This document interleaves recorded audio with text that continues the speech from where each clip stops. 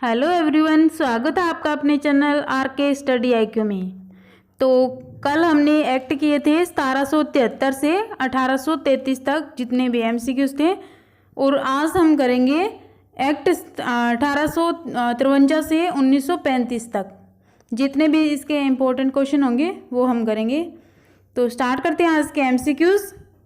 First question है, किस act द्वारा भारत के लिए 12 सदस्यीय विधान परिषद की स्थापना करते हुए कार्यपालिका एवं विधायिका के कार्यों को अलग कर दिया गया? मीन्स इसमें पूछा गया है कि कौन सा एक्ट था जिसमें विधान परिषद में 12 सदस्य थे, उनकी स्थापना की गई थी, और जो कार्यपालिका और विधानपालिका है उसके जो कार्यों को अलग कर दिया गया था।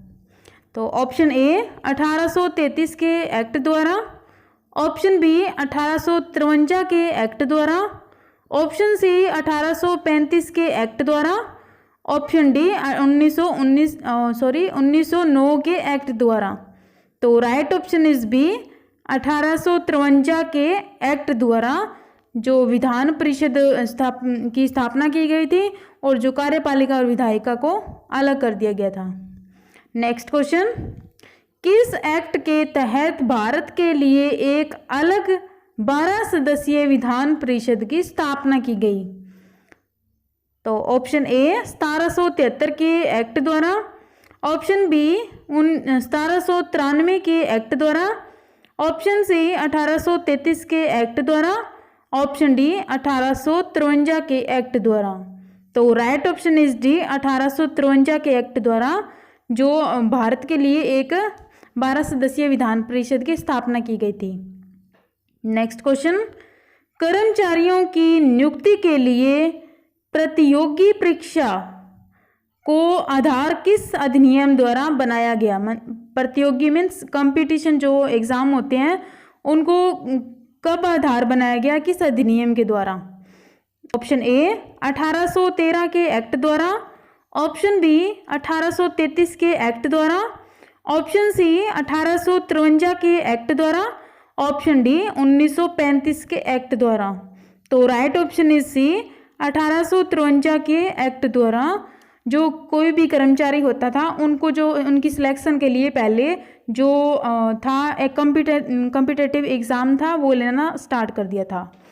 नेक्स्ट क्वेश्चन, भारत में कंपनी शासन का अंत किस अधिनियम द्वारा किया गया? मीन्स जो ईस्ट इंडिया कंपनी थी उनका जो भारत में शासन था वो किस अधिनियम के द्वारा ख़त्म कर दिया गया था?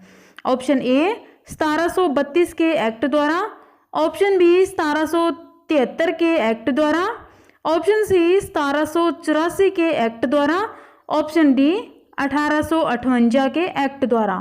तो राइट ऑप्शन इज डी 1858 के एक्ट द्वारा। तो जो ईस्ट इंडिया कंपनी थी उनका जो 1858 के एक्ट द्वारा जो भारत में शासन था वो ख़त्म कर दिया गया था, और जो कंपनी का जो सारा शासन था वो ब्रिटिश सरकार के हाथों में चला गया था। नेक्स्ट क्वेश्चन, भारत में 1858 में कंपनी शासन के अंत के पश्चात शासन संचालन की शक्ति किस में निहित की गई थी? तो ईस्ट इंडिया कंपनी के पास थी शक्ति पहले, तो वो जो है जो ईस्ट इंडिया कंपनी के शासन का अंत करके वो शक्ति किसके हाथों में चली गई थी, ये पूछा गया है इसमें।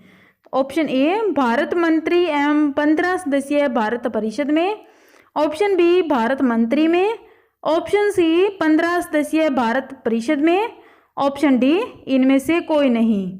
तो right option is a Bharat मंत्री एवं 15 सदस्यीय भारत परिषद में। तो ब्रिटिश सरकार ने जो भारत में जो मंत्री नियुक्त किए हुए थे 15 सदस्यीय जो भारत परिषद, तो उनके हाथों में जो शक्ति चली गई थी। नेक्स्ट क्वेश्चन, भारतीय मामलों पर किस अधिनियम द्वारा सीधे ब्रिटिश संसदीय नियंत्रण स्थापित हो गया था?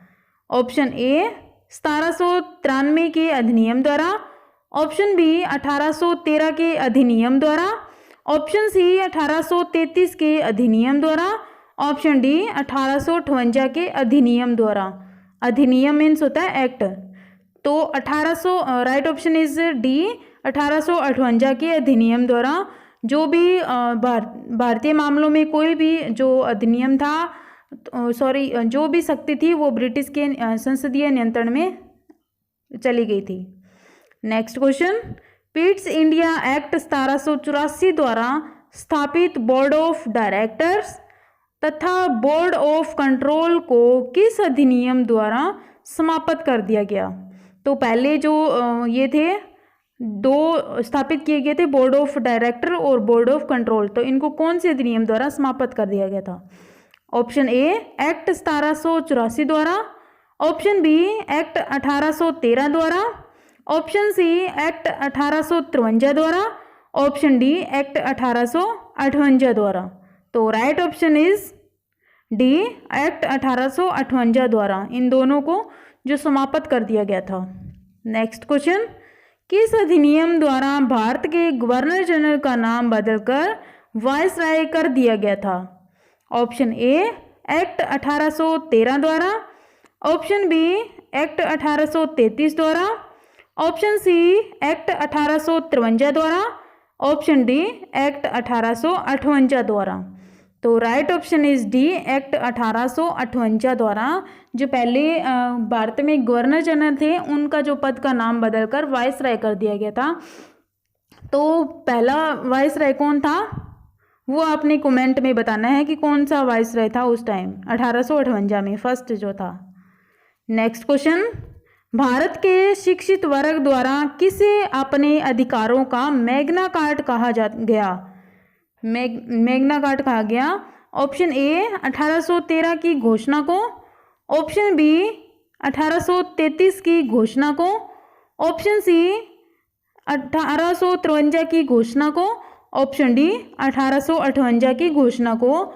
तो राइट ऑप्शन इज डी 1858 की घोषणा को, जो भारत के शिक्षित वर्ग थे उनके लिए, उनके अधिकारों के लिए मैग्ना कार्टा कहा गया।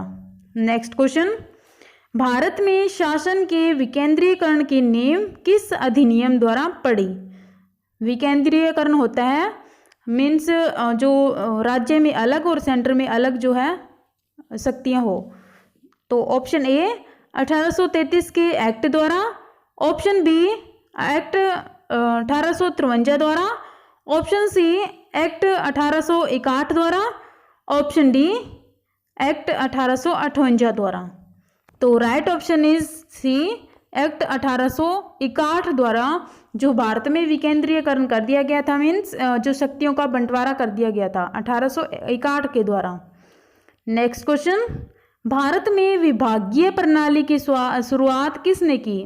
विभागीय मीन्स डिपार्टमेंट सिस्टम होता है, उनको जो अलग अलग करना, या विभागीय डिपार्टमेंट जो सिस्टम होता है उनकी स्थापना किसने की थी? तो ऑप्शन ए है लॉर्ड विलियम ने, ऑप्शन बी लॉर्ड कैनिंग ने, ऑप्शन सी लॉर्ड डलहौजी ने, ऑप्शन डी लॉर्ड कॉर्नवालिस ने।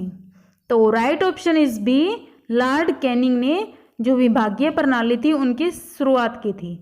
नेक्स्ट क्वेश्चन, पहली बार मुस्लिम समुदाय के लिए अलग प्रतिनिधित्व का चुनाव, प्रतिनिधित्व मीन्स चुनाव का उपबंध कब किया गया? जो मुसलमानों के लिए, मुस्लिम समुदाय थे उनके लिए अलग चुनाव कब उनके उपलब्ध कब किया गया? तो ऑप्शन ए है मार्ले मिंटो सुधार अधिनियम 1909 द्वारा, ऑप्शन बी मॉन्टेग्यू चेम्सफोर्ड अधिनियम 1919 द्वारा, ऑप्शन सी भारत सरकार अधिनियम 1935 द्वारा, ऑप्शन डी भारत परिषद अधिनियम 1961 द्वारा। तो right option is a Morley Minto सुधार अधिनियम 1909 द्वारा, जो मुस्लिम समुदाय थे उनके लिए अलग चुनाव प्रणाली जो स्थापित कर दी गई थी। नेक्स्ट क्वेश्चन, मार्ले मिंटो सुधार अधिनियम 1909 किसकी रिपोर्ट पर पारित किया गया?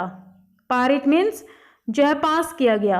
ऑप्शन ए मार्ले की रिपोर्ट पर, ऑप्शन बी लॉर्ड मिंटो की रिपोर्ट पर, ऑप्शन सी लॉर्ड मॉन्टेग्यू की रिपोर्ट पर, ऑप्शन डी सर अरुणडेल समिति की रिपोर्ट पर।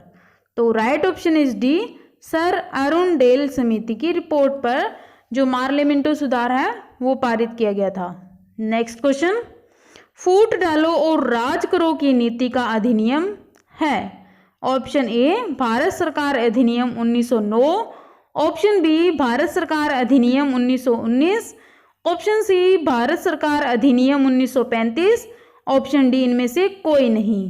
तो right option is a Bharat सरकार अधिनियम 1909, जो फूट डालो और राज करो का जो नीति अपनाई थी उन्होंने, जो अंग्रेज थे, जो मुस्लिम समुदाय थे, उनके लिए अलग चुनाव प्रणाली स्थापित करके और भारत में और मुस्लिम में फूट डालो और राज करो की नीति अपनाई थी। नेक्स्ट क्वेश्चन, केंद्र में द्विसदनीय व्यवस्था किस अधिनियम द्वारा समाप्त हो गई थी?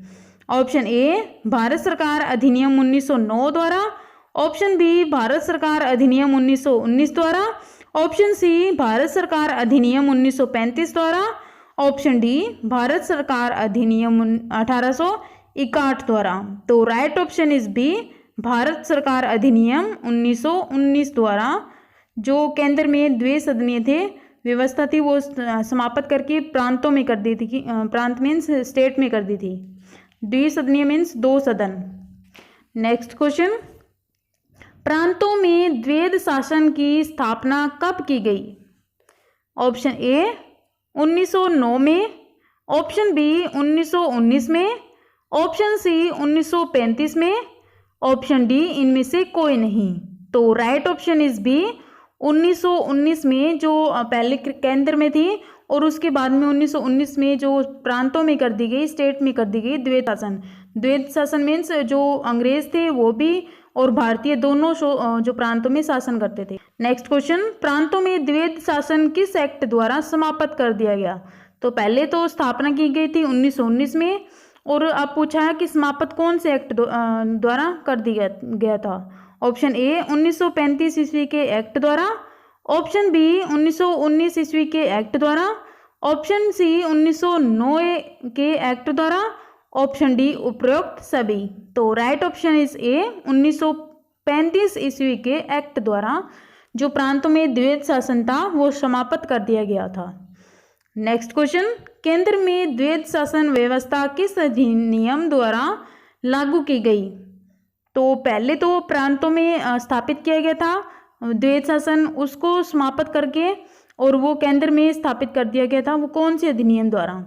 ऑप्शन ए 1919 में, ऑप्शन बी 1909 में, ऑप्शन सी 1926, ऑप्शन डी 1935 में। तो राइट ऑप्शन इज डी 1935 अधिनियम के द्वारा जो द्वैध शासन था वो सेंटर में स्थापित कर दिया गया था।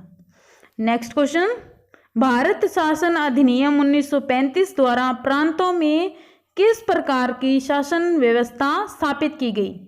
तो पहले प्रांतों में द्वैध शासन था और उसको समाप्त करके कौन सी जो है व्यवस्था स्थापित की गई, सिस्टम स्थापित किया गया? तो ऑप्शन ए द्वैध शासन, ऑप्शन बी द्विसदनीय, ऑप्शन सी स्वायत्त शासन प्रणाली, ऑप्शन डी इनमें से कोई नहीं। तो राइट ऑप्शन सी शासन प्रणाली मीन्स होता है सेल्फ गवर्नमेंट, जो अपने आप चलाना, तो वो स्वायत्त शासन प्रणाली स्थापित कर दी गई थी प्रांत में। नेक्स्ट क्वेश्चन, फेडरल न्यायालय की स्थापना किस अधिनियम द्वारा की गई? ऑप्शन ए 1919 द्वारा, ऑप्शन बी 1909 द्वारा, ऑप्शन सी 1935 द्वारा, ऑप्शन डी 1942 द्वारा।